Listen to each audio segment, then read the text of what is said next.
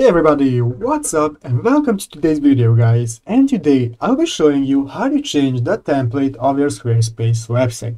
So yeah guys, make sure to watch this quick and easy video till the very end and follow my steps correctly and hear what I have to say so you can know how to do this yourself.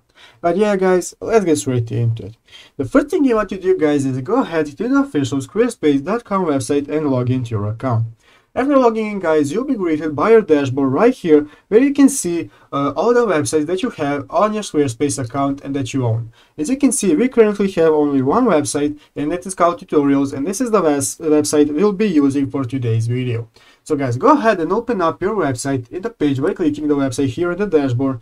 And what you want to do guys now, as you can see, we have currently opened up our page in the, our website in the page. And now guys, as you can see at the left side of the screen, there are a couple of options that you can use for editing your website, such as pages, design, commerce, marketing, and so on and so on. So guys, let's go ahead and click the second option right here called design. And as you can see here guys, now we have the option to edit our site styles, our browser icons, checkout pages, and so on and so on. So let's go ahead and click on site styles. And now guys, you can see at the right side of the screen we have the option to edit our site style, but nowhere is the option to change our template. And that is because Squarespace does not allow you to change your template of your website after you have chosen one. Sadly, it's how it is, but you can do a couple of stuff to help you still change the look of your website even though you cannot change the template.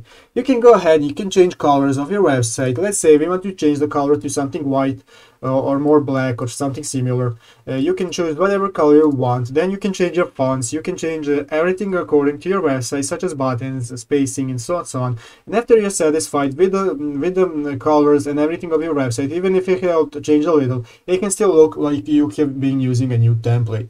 So guys, if you're satisfied, just go ahead and click on Save Changes, and then that is the closest that you can get to changing a template, because sadly Squarespace does not allow it.